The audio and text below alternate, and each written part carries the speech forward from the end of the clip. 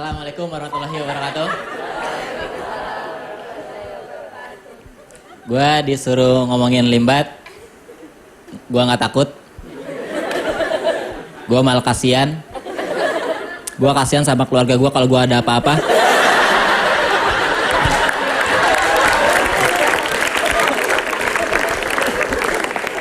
Kan tahu sendiri ya limbat hobinya apa, bengkok-bengkokin benda. Gue yakin kemarin-kemarin alisnya lurus itu. Kesel dibengkokin sama dia. Jangan gitu sama diri sendiri, Mas. Astagfirullahaladzim. Tapi dulu sebelum gue ketemu langsung sama dia, gue mikir kalau limbat itu orangnya serem, gondrong, jarang mandi. Tapi tadi pas gue deketan sama dia, gue cium rambutnya ternyata wangi. Dan dari situ gue tahu apa arti nama limbat. Lelaki mesti kerambat. Kelimbat ya? Menit bang. Udah sih. Tapi senang juga bisa tampil di depan teman-teman mahasiswa Indonesia. Boleh tepuk tangan buat kalian semua. Apalagi yang depan ini cantik-cantik banget, luar biasa ya. Yang ini rambutnya nih kuning-kuning tembaga gitu. Oh ya, gue tuh ngefans sama Limbat karena Mas Limbat ini udah terkenal. Cuma dia nggak sombong. Dia terbukti dari dia jarang ngomong kan. Nggak sombong, baik banget orangnya. Cuman gak enaknya tuh jadi Limbat kalau digebukin orang nggak bisa teriak minta tolong. Kalau kita kan digebukin orang bisa ya buk tolong. Kalau Limbat nggak bisa digebukin duk paling ngeluarin HP ngirim broadcast tolong. tolong.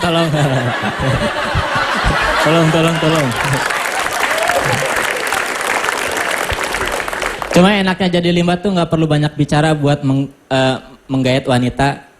Kalau kita kan mau ngajakin cewek kenalan aja harus ribet nyepik gitu ya, banyak omong, itu juga belum tentu ceweknya mau.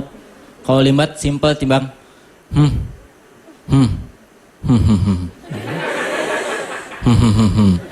salah jalan balik lagi. Ya kan? Kalau ceweknya nggak mau tinggal nambahin satu gerakan lagi.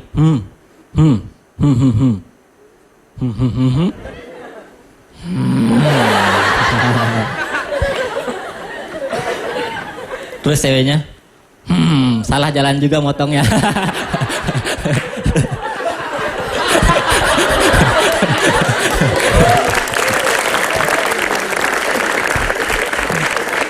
Dulu awal-awal Limbat masuk TV tuh biasanya dia kalau tampil suka bawa burung hantu kan.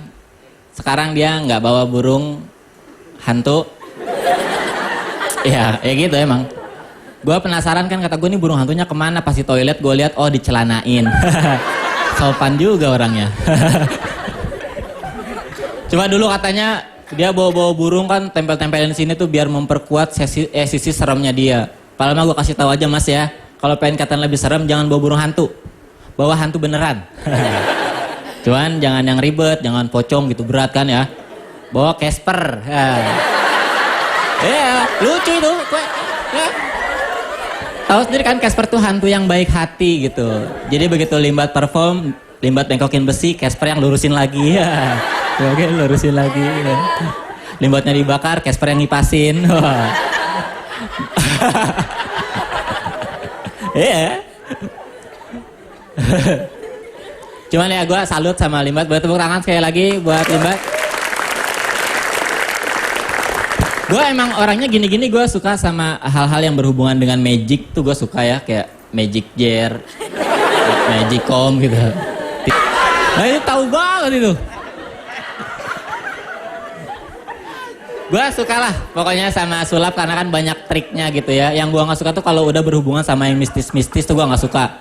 Kayak misalnya kayak mitos, tahayul, tahu kan tahayul? Temennya Mbak Yul. Tahayul dan Mbak Yul gitu. Gue gak suka tuh. Kayak waktu kecil gue sering dibilangin sama nyokap gue, katanya kalau makan nasinya habisin, kalau enggak nasinya nangis. Ini kan terlalu berlebihan gitu ya.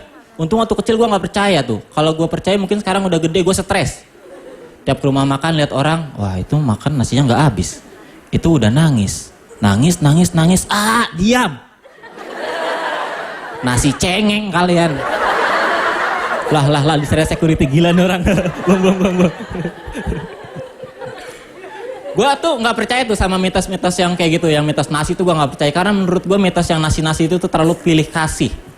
Coba aja lu pikir-pikir, misalnya kita makan nasi nggak habis, kita makan nggak habis terus nasinya nangis.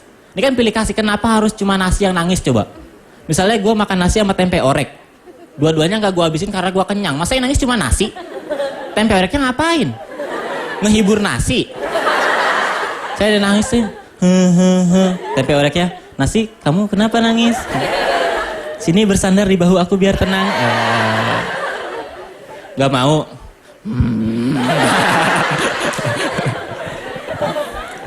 Terus untung juga gue bersyukur karena mitos-mitos yang kayak gitu tuh nggak beneran terjadi ya. Kayak mitos nasinya nangis tuh nggak beneran terjadi. Karena gue takutnya gini, teknologi aja kan makin lama makin berkembang gitu. Gue takutnya kalau mitos ini beneran terjadi, mitos juga berkembang.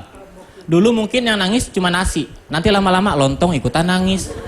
Kan gak asik ya kita makan lontong gak habis, kita tinggal balik lagi jadi lontong sayur.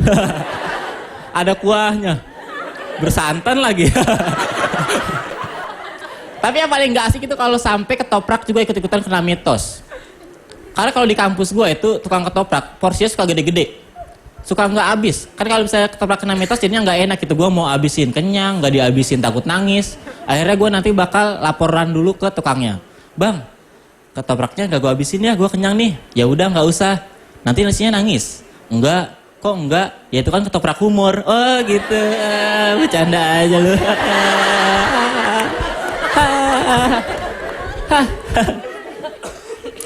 Tapi ya untung ya, nih terakhir mitos nasi nangis itu nggak beneran terjadi. Karena kalau misalnya mitos nasi ini beneran terjadi, gue sangat ngerasa kasihan sama nasibnya nasi yang ada di rumah makan Padang.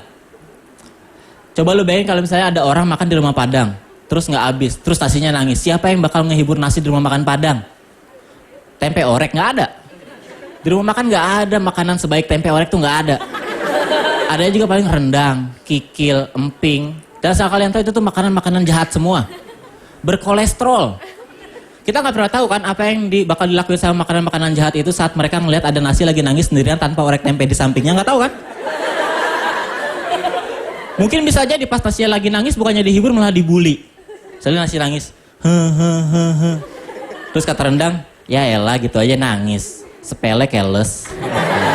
Terus kata kikil, apa ya lu gitu aja nangis, cemen. Terus kata kikil, oi, kenapa lu? Bukain toplesnya dulu, oi gue pengen ngeledekin. Terima kasih Ridwan, selamat malam.